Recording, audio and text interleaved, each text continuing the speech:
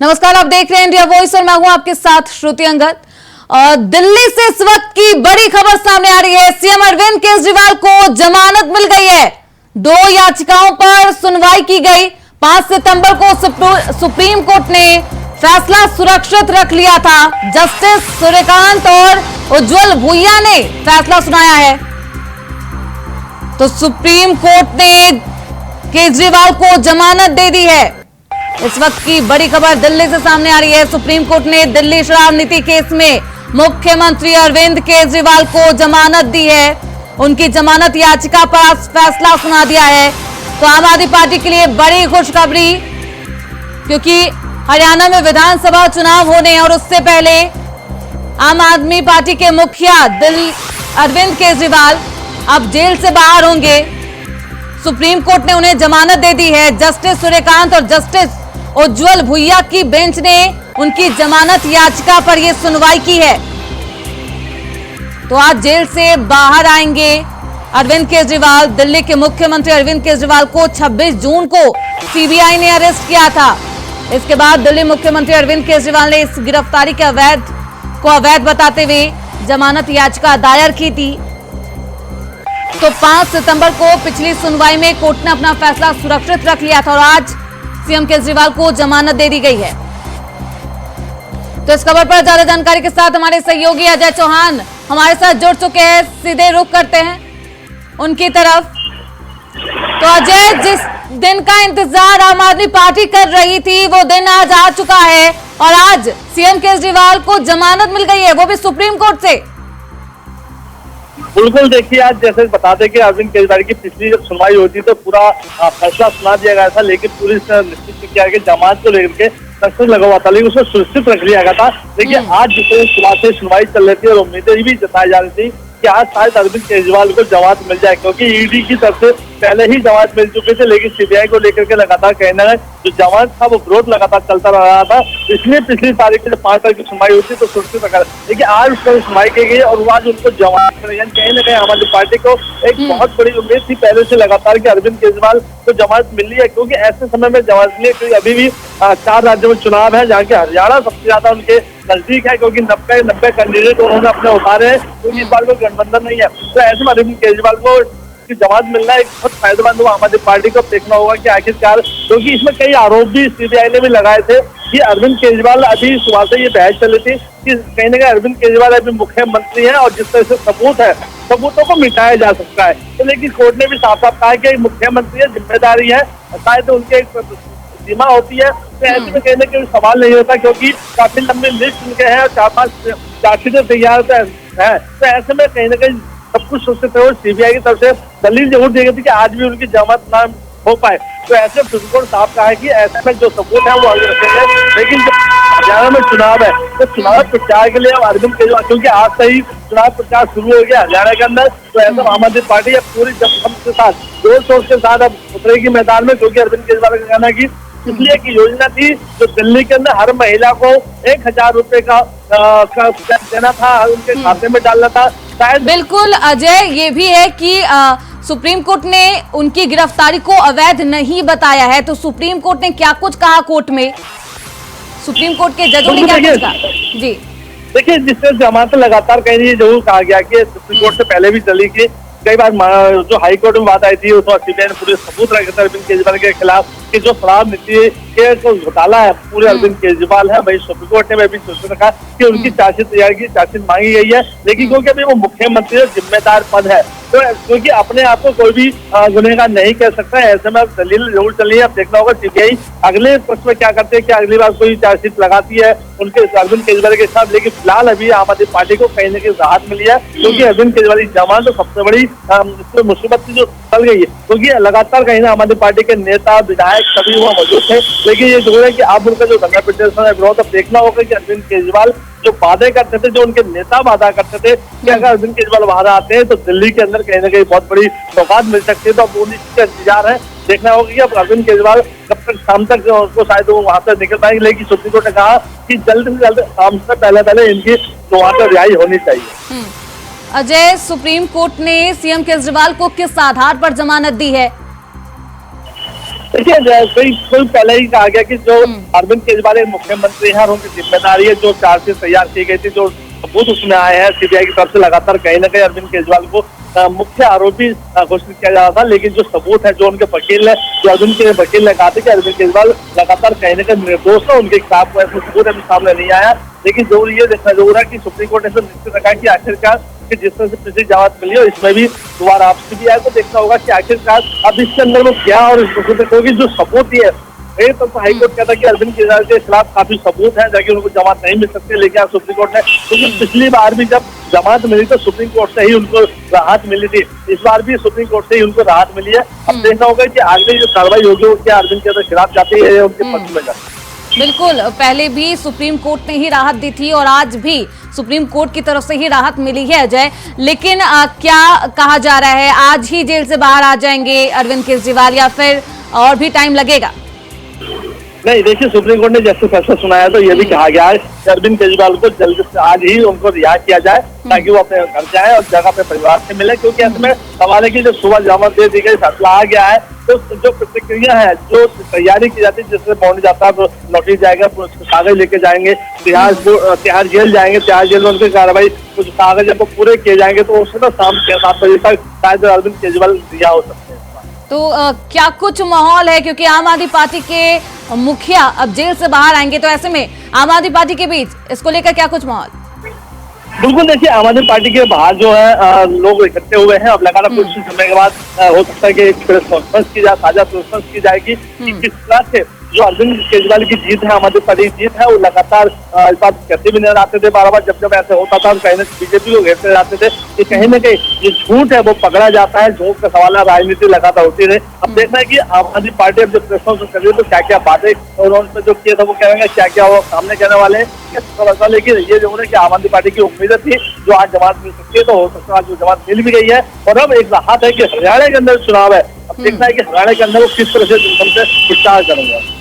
तो हरियाणा चुनाव पर इसका क्या कुछ असर होगा, क्योंकि आम आदमी पार्टी के मुखिया अगर बाहर आ गए हैं, दिल्ली के सीएम अरविंद केजरीवाल बाहर आएंगे जेल से, तो क्या कुछ असर इसका भी देखने को मिलेगा?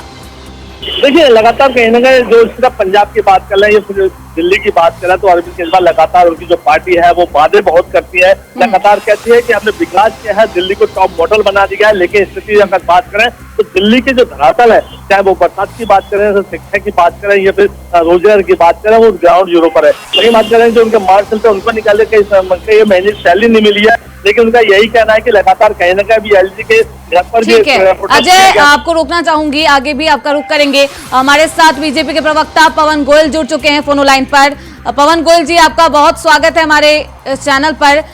पवन जी, तो आज सुप्रीम कोर्ट ने अरविंद केजरीवाल को बड़ी राहत दी है और आम आदमी पार्टी इसे बड़ी जीत मान रही है, क्या कुछ कहेंगे इस पर? जी धन्यवाद। पहले तो दूसरा, अब आम आदमी पार्टी कम से कम देश की न्यायपालिका पे तो सवाल नहीं उठाएगी। अभी आपने देखा होगा मोदी जी के गणेश पूजा में जाने पे कितने वीडियोस वायरल हो रहे हैं, दिया जन, तो आप उसके ऊपर भी सवाल नहीं उठाएंगे।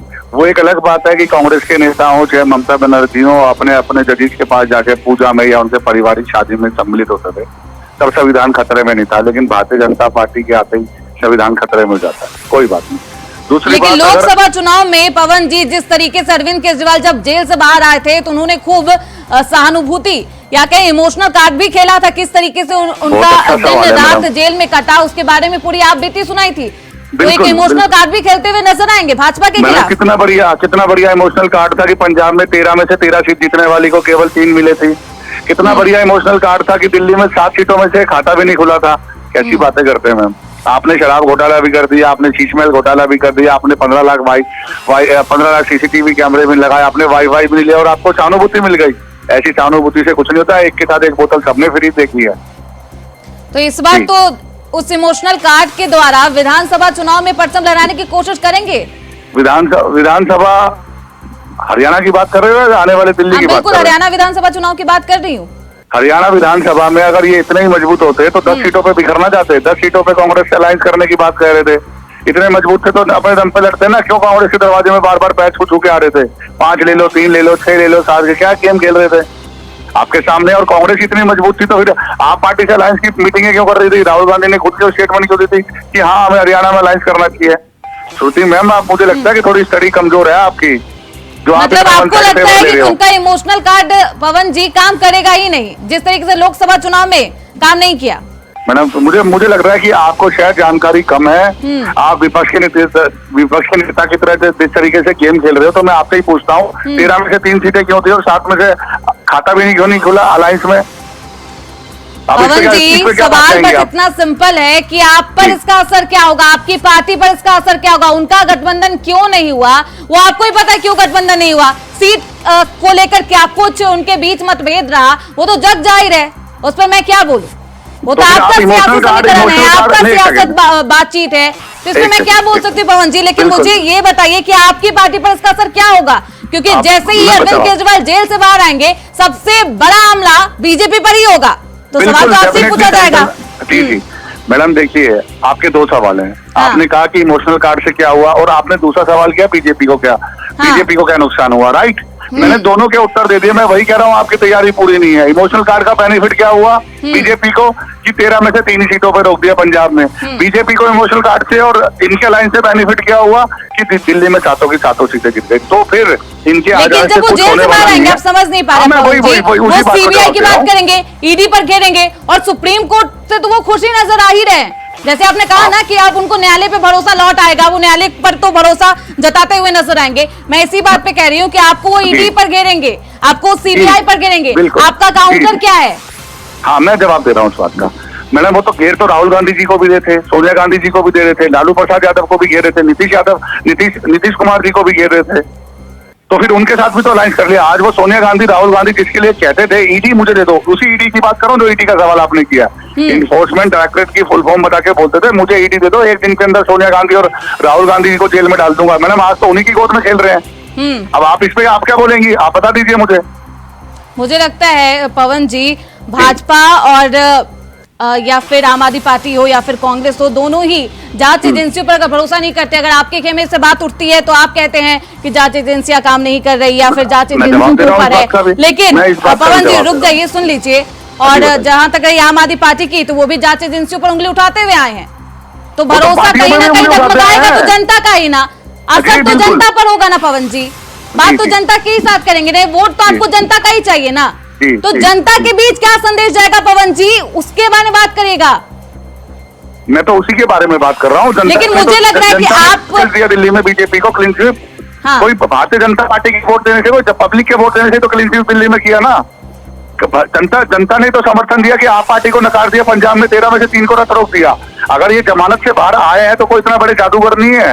अगर इन्होंने दिल्ली को लंदन पेरिस बना दिया होता ना, तो फिर इनको अलायंस ना करना पड़ता।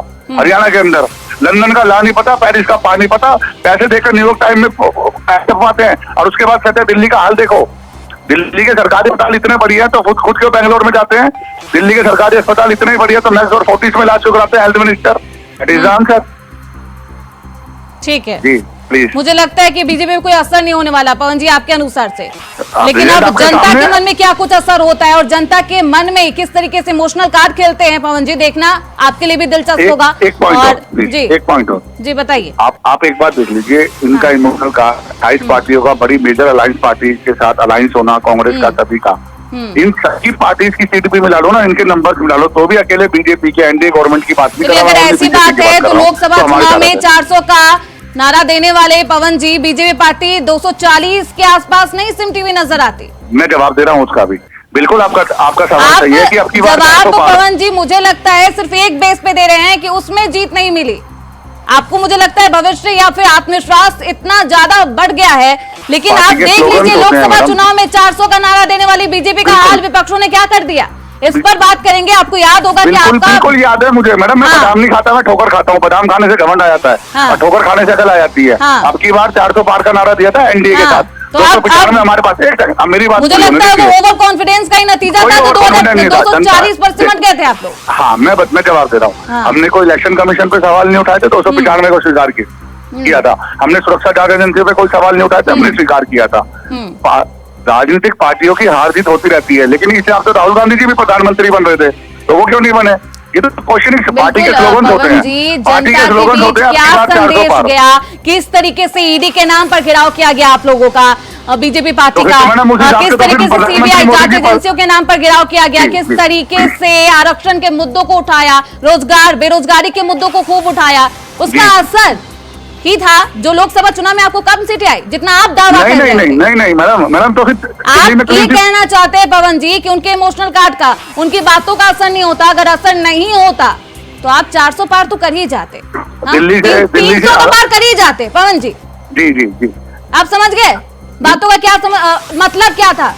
मैं मुझे जब- लगता है कि आपको बहुत विस्तार से समझाने की जरूरत पड़ गई। जी कोई विस्तार से समझाने की जरूरत नहीं पड़ गई। तो अगर ये ऐसा होता ना जो आप कहना चाह रही हैं, तो देश के तीसरी बार प्रधानमंत्री मोदी जी ना बनते, वो राहुल गांधी अलायंस के बन जाते। संडे को कोई और, मंडे को कोई और, ट्यूसडे को कोई और, वेडनेसडे को कोई और, थर्सडे को कोई और, फ्राइडे को कोई और। अभी तो अलायंस को नकार दिया, क्यों नहीं आए सारे अलायंस मिला के भी बीजेपी कितने नंबर? पहली ठीक बात। है, चलिए अब हमारे जी। साथ जुड़ चुकी है जी उमा सिसोदिया, तो आम मेरा आदमी हो पार्टी गया की नेता जुड़ चुकी है। बहुत स्वागत है उमा जी आपका। मैडम, मेरा हो गया, मुझे वेट करना। नहीं पवन जी आप बने रहिए, जी, अभी जी, आपको थैंक ये भी पता चलेगा ना कि क्या कुछ असर होगा, क्या कुछ असर नहीं होगा। आप जवाब तो देंगे ही, मुझे हाँ, लगा था जी। आपने बोला अभी कि आपके पास सभी सवालों का जवाब है। ठीक है उमा जी, बहुत बधाई हो क्योंकि आपके मुखिया जेल से बाहर आ रहे हैं। धन्यवाद। कितना उत्साह है, उसका असर क्या होगा? देखिए, ये बधाई आज पूरे देश के लिए है, हमारे इस महान देश के महान लोकतंत्र के लिए ये बधाई है। और हमारी देश की पूरी जनता को मैं इस सुखद समय में मैं बधाई प्रेषित करना चाहती हूँ कि हमारे देश का लोकतंत्र सुरक्षित हाथों में है। और कहीं ना कहीं हमारी जो न्यायपालिका जिसके ऊपर लोगों को क्वेश्चन मार्क आना शुरू हो गया था, हम पूरा विश्वास हमारी न्यायपालिका के ऊपर है। और आज इस तरीके से सुप्रीम कोर्ट ने हमारे नेता को जमानत दी है, हमारा पूरा भरोसा इस देश के लोकतंत्र में और देश की न्यायपालिका में। उमा जी, पवन जी बोल रहे थे जिस तरीके से लोकसभा चुनाव में सीएम केजरीवाल बाहर आए थे उसका असर भी कुछ खास नहीं हुआ था, वो भी आप भी जानती है कितना असर हुआ था। ठीक है, आप हरियाणा विधानसभा चुनाव में इसका असर क्या देखने को मिलेगा? देखिए, क्या असर रहा क्या असर नहीं रहा, ये राजनीतिक विश्लेषण है। हम कह सकते हैं मोदी जी का असर खत्म हो चुका है, बीजेपी वाले बोलेंगे हमारी तीसरी बार सरकार बन गई। तो एक राजनीतिक बहस है कि किसका कितना असर हुआ नहीं हुआ। मैं फिर अपने शब्दों को दोहराना चाहूंगी कि आज हमारे लोकतंत्र की जीत है कि आपने बिना किसी प्रूफ के, बिना किसी ठोस साक्ष्यों के आपने हमारी पार्टी के नेताओं को अंदर बंद किया हुआ है ईडी और सीबीआई लगा के। तो कहीं ना कहीं क्वेश्चन मार्क तो न्यायपालिका के ऊपर भी आ गया था, कहीं ना कहीं क्वेश्चन मार्क हमारी संवैधानिक संस्थाओं के ऊपर भी आना शुरू हो गया था। आज हम बहुत खुश हैं कि हम अपने लोकतंत्र की इस जीत पर हम लोग बहुत खुश हैं। देखिए, जो भी है वो आप साक्ष्य पेश कीजिए, आप कोर्ट के सामने साक्ष्य लेकर आए। केजरीवाल जी अगर कहीं उन्होंने कुछ गलती की होगी तो वो उसको स्वीकार करेंगे और हमारे देश की न्यायपालिका के अनुसार आप उनको दंड दीजिए, कोई दिक्कत नहीं है। हर व्यक्ति समान है इस देश में। लेकिन सिर्फ क्योंकि वो जब विपक्ष में है इस वजह से उनको जेल में डाल दिया जाए, इस वजह से उनको प्रेशराइज कर दिया जाए, ये चीज गलत। हम लोग इस देश की न्यायपालिका पर भरोसा करते हैं। और रही बात की हरियाणा में क्या होगा, मतलब ये कहना चाहती है कि सिर्फ विपक्ष में थे अरविंद केजरीवाल, विपक्षी पार्टी के मुखिया हैं, इसलिए उन्हें जेल में डाल दिया गया था। पवन जी, मैं जी, इसी जी, बात लीजिए। को आप इनको प्लीज म्यूट करा दीजिए। हाँ देखिए, पूरे भारत के अंदर 36 राज्य हैं। ये कोई पहला इस तरह मैडम आप सुन लीजिए, मैं आपके बीच में बोला नहीं था, प्लीज ये कोई उमा इस जी तरह प्लीज। का पहला कांड आप एक नहीं हुआ नेशनल चैनल पे बैठे हैं, उमा जी प्लीज सुन नेताओं लीजिए। को उठाकर जेल में ठूसा गया मैं जवाब दे रहा हूँ उसका भी देश में जवाब। लागू है, हम उसका विरोध करते हैं। बिल्कुल, आपका सारे विरोध नेताओं को सोनिया गांधी जी का भी कर रहे थे। सुप्रीम आप कोर्ट तो विरोध राहुल गांधी जी का भी कर रहे थे, पूरे देश का बिना पक्ष के आप तो विरोध अखिलेश यादव जी का भी कर रहे थे, उन्हीं के साथ हाथ मिला लिए, वो एक अलग बात है। आपका विरोध करने का तरीका बिल्कुल अलग है। पहले विरोध करते हैं, उन्हीं पार्टियों से लाइन कर लेते हैं। हाथ मिलाकर बैठे थे महबूबा मुफ्ती को किसने मैडम अब ईमानदार हो गए राहुल गांधी, सोनिया गांधी। वो हजारों करोड़ रुपए की फाइल घोटाले, 370 पन्नों की फाइल, एक दिन के लिए केजरीवाल जी कहते थे ईडी और सीबीआई मुझे दे दो, मैं जेल में डाल दूंगा। आज वो ईमानदार हो गए। लंबी बहस है। अजीत पवार लंबी बहस क्यों? अजीत पवार को तो काफी लोग बोलते थे एनसीपी के कट्टर ईमानदार है। अब अजीत पवार डिप्टी सीएम बने तो बेईमान हो गए। आपको खुद ही नहीं पता उसको ईमानदार कहना ही छोड़ देना। आप सुन लीजिए, आप सुन लीजिए, श्रुति जी को आप पवन जी दीजिए। की जवाब तो सुन लीजिए, वो क्या कह रहे हैं?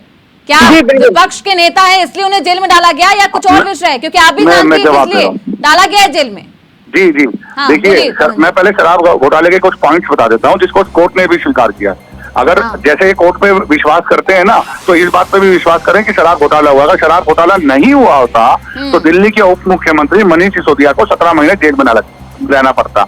पहली बात। दूसरी बात, 100 करोड़ रुपए की रिश्वत से इन्होंने पंजाब के अंदर और गोवा के अंदर इलेक्शन लड़ा। इस बात को मैंने स्वीकार नहीं किया, इस बात को कोर्ट ने स्वीकार नहीं किया, इस बात को आम आदमी पार्टी के विधायकों ने जिन्होंने गोवा में और पंजाब में इलेक्शन लिया, बाकायदा एविडेंस है। दूसरी बात। तीसरी बात, 138 करोड़ रुपए का इन्होंने वेव ऑफ दिया जिस शराब घोटाले के अंदर, कोरोना के अंदर, उसका जवाब कोर्ट के अंदर सबमिट है। 338 करोड़ रुपए का पैसे का लेन देन हुआ है, कोर्ट में सबमिट है, कोर्ट ने स्वीकार किया, जिस न्यायपालिका को ये मानते हैं। अगर इन्होंने कुछ किया ही नहीं होता तो पूरे भारत में 36 मुख्यमंत्री है, 36 राज्यों में यूटी मिला के 28 + 8 सिर्फ अरविंद केजरीवाल जी और जो इनसे मिले हुए हैं। और एक बात और विशेष बताना चाह रहा हूँ, अरविंद केजरीवाल जी ने कोर्ट में क्या कहा कि विजय नायर, हाँ, जो शराब घोटाले का भी आरोप है, जिसको एक सेकंड और सिर्फ विजय नायर सौरभ भारद्वाज और आतिशी से मिला था। तो मैडम बात अपने आप ही क्लियर है कि कहीं ना कहीं जिन लोगों के नाम आ रहे हैं वो तो है ही ना। इतने सारे हैंडसेट बदल देना, इतनी सारी चीजें कर देना, अंतिम न्यायपालिका के ऊपर अवैध नहीं माना है, जमानत दे दी गई है, अवैध नहीं माना है, बरी नहीं किया है, जमानत दी है, बरी नहीं किया। अरे भाई मेरी सुन लीजिए, टीवी डिबेट पर बहस और कोर्ट में साक्ष्यों के साथ बहस में बहुत ज्यादा अंतर होता है। ये आप भी जानते हैं, टीवी डिबेट से किस तरह से हम लोग कुछ नहीं कह सकते। आप बोलिए कि हम भी बोलेंगे कि महाराष्ट्र में आपने ये किया, आपने भूषण को जमानत दे दी, आपने हमारी महिला पहलवान जो है वो सड़कों पर बैठी रही, आप लोगों ने नहीं सुनी, हम भी हजारों चीजें कह सकते हैं। लेकिन जो कोर्ट में चल रहा है प्रोसीडिंग्स को आप हम कह रहे हैं बार बार कि माननीय सुप्रीम कोर्ट पर हमें भरोसा है, अगर अरविंद केजरीवाल कल्प्रिट होंगे तो वो होंगे, उसमें आप किस तरह मैं रोक सकती हूँ। आप सही और सच न्यायपालिका को चलने दीजिए, आप अपने साक्ष्य कोर्ट में प्रस्तुत कीजिए, हमारे वकील अपने बचाव में जो बोलेंगे वो बोलेंगे, देश के सामने प्लीज। श्रुति जी, उन्होंने अभी मैं महिला पहलवानों के बारे में बात की, मैं इनको कुछ याद भी दिलाता हूँ। आम आदमी पार्टी वाले अपनी कथनी करने को बिल्कुल भूल जाते हैं। इनका विधायक संदीप कुमार, सेक्स स्कैंडल की वीडियो, इनका विधायक नरेला से यादव, अजय यादव नाम बता रहा हूँ, नरेश यादव और अजय यादव, नरेला से विधायक, उनकी एक कार्यकर्ता ने सुसाइड कर लिया महिला सुन लीजिए, आपके बीच में नहीं बोला था। इन्हीं की Somnath Bharti member of parliament भी, विधायक भी, मंत्री भी, उन्हीं की बीवी को मारने का, विदेशी महिलाओं के साथ बदतमीजीकरण। पहले अपने नेताओं को, अपने विधायकों को, अपने मेंबर ऑफ पार्लियामेंट को सुधार लो, दूसरे पर उंगली उठाना। और आपने जब ब्रिजभूषण शरण सिंह की बात की, उस पर आज तक आरोप नहीं हुए, और जो मैं तीनों पे आरोप बहुत शुक्रिया हमारे साथ जुड़ने के लिए। तो आज आम आदमी पार्टी को के लिए एक बड़ा दिन है, एक बेहद राहत वाला दिन है, और आज आम आदमी पार्टी के मुखिया अरविंद केजरीवाल जेल से बाहर आएंगे। ऐसे में देखना बेहद दिलचस्प होगा कि हरियाणा विधानसभा चुनाव में आम आदमी पार्टी इसको लेकर किस तरीके से आगे की रणनीति तैयार करती है। फिलहाल इस बुलेटिन में बस इतना ही। देखते रहिए इंडिया वॉइस।